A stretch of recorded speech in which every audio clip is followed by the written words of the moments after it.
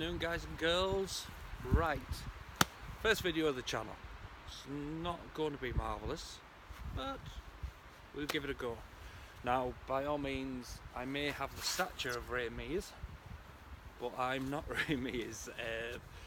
I do bushcraft just as a hobby, as a child, growing up, playing out in the woods, building dens, etc, yada yada yada. So this is just my knowledge. It's not an expert's opinion. Other people, and don't even go along the lines of Bear Grylls, because we all know what drinking your own piss does to you. So basically, what I want to start with is the basics. The first thing that we're going to start with is different types of tinder, different types of making fire. What would happen if you're out with just your everyday carry? You've not got your pack, you've not got anything like that, just basic tools, and how we would process and create the fire. So the first instance that I'm going to look at, I was asked the other day, was basically what is fat wood.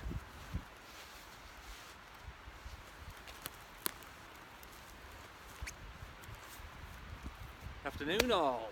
Right, well, I said I'd get it started, so this is me in my slenderness. Not basically, I've been asked the question regarding different varieties of ways to making a fire. So first off, what we're going to go down is, we're not going to bother because this is shit. I am packing with me today my everyday carry, my EDC, my little man bag, as people like to call it, or Fat Allen's off the Hangover. That's what I get called a lot of as well. But in my EDC, I have my cook saw. One of the best purchases I've ever made. You pick one up for about 15 to 20 pounds. I've had mine 2 years now, maybe 3. I haven't needed to change it yet. So, simple fact. 1, deed tree. So what we want to be doing is, we need to be ideally cutting, just move these out the way so we've got a bit more space. We need to be cutting as close as possible to the actual trunk itself. So you just come in,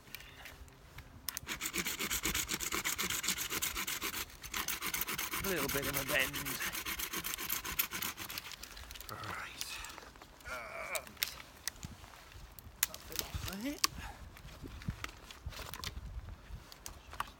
Process that down a little bit more first before I did it.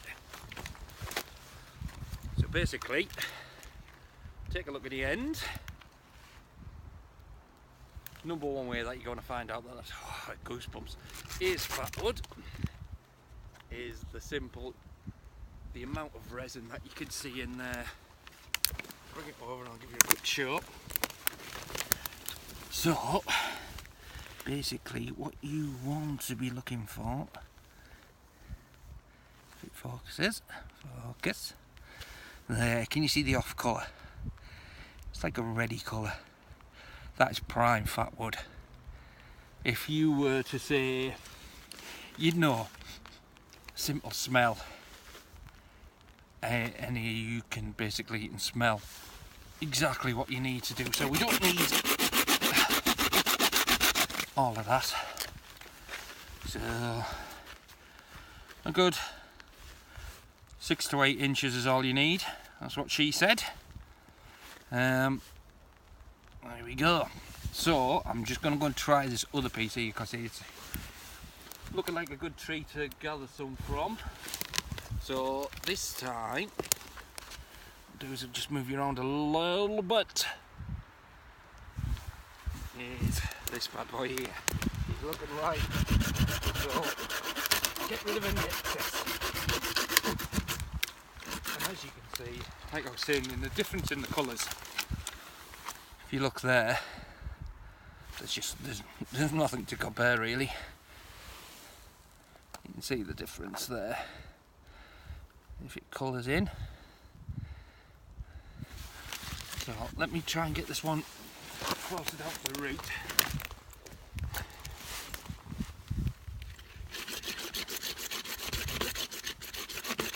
take me a little bit longer on this one.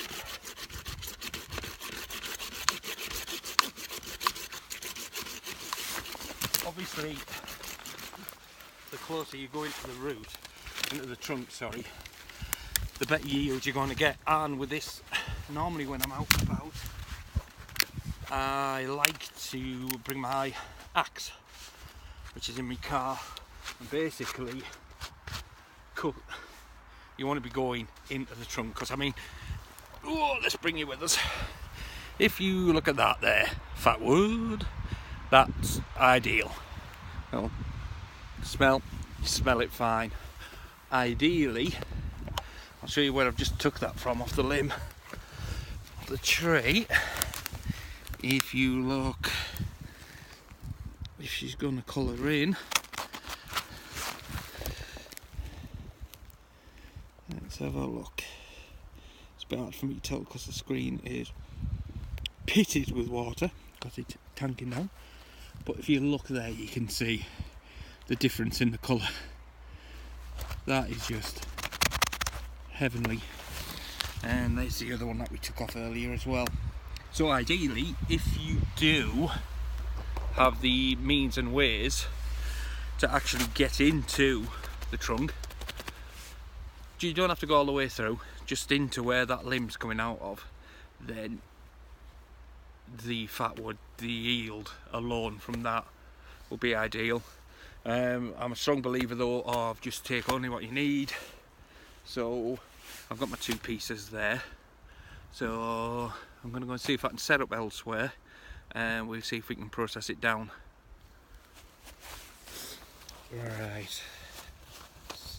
Get this bad boy going. Right. Process fat wood.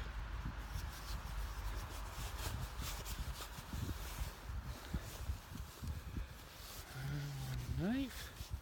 Always use the spine of your knife when trying to get the shavings off the fat wood. Now you can use the blade, but that tends to feather more than shave, which I'll show in a later video. So again, let me just see if I can get it so I don't look so anemic.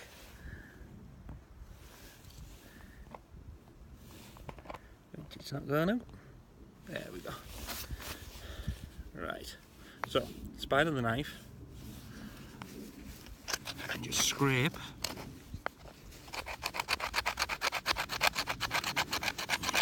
all the shavings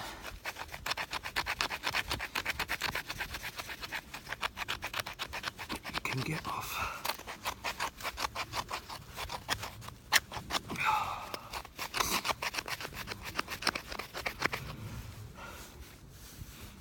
A little bit more.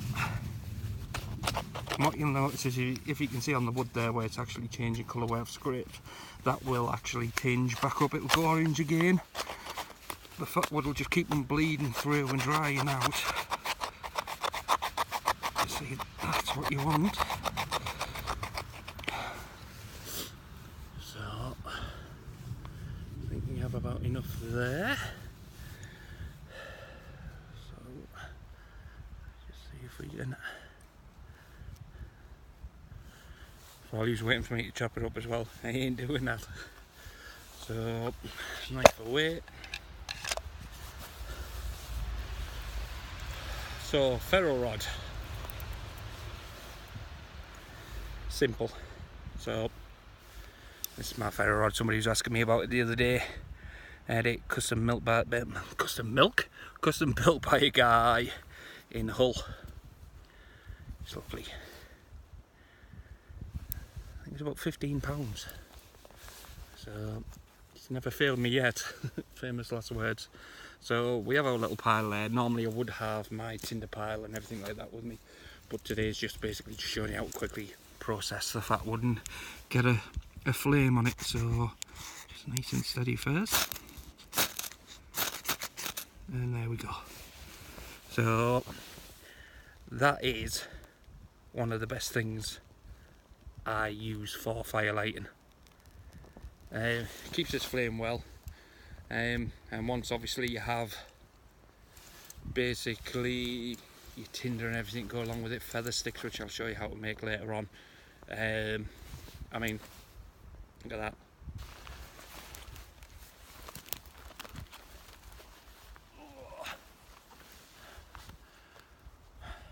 Right, so short and sweet, as the missus likes it. That's it. That is fat wood, and that's putting my gloves on the wrong hands. How I'm allowed out on my own, I don't know. Just a quick video. Like I say, I'm no professional. Sit in front of the camera and not feel like a dildo. So I think next what we shall have a look at is using silver birch. Silver birch is another one of my favourites. I think what we'll need to do is we can process it all down. I mean, I like my modern day aspects of bushcraft, but I'm also really into the primitive side of it. So I'm really down for bow drills, hand drill, that method of starting fires. Can't do it for jack shit, but hopefully it's something I can do now on this channel. And don't believe all the bollocks that you see quite a bit on YouTube, where you'll see one person all of a sudden turn up and say, oh, this is it, boom, massive fire straight away. It never works like that. Remember the 5 P's, all you boys out there? It's just preparation. You need all your things in place. So when I've got more time, I'll do a more in-depth. Get some good old spam on the go, I think. Have a little bit of a cookout. More than likely bring my daughter with me because she's obsessed with it. Outdoors, that is, not just spam, as we all are. That's it for now, guys and girls. Let's see how it goes. What we could do, tell you what, here we go, a little bit of an incentive with the channel just starting up and stuff like that. If I can get 50 subs, what I'll do is, if you comment down below in the description, I'll process some fat wood down. I have quite a bit in my shed actually, and I'll put together a little tinder pouch, and we'll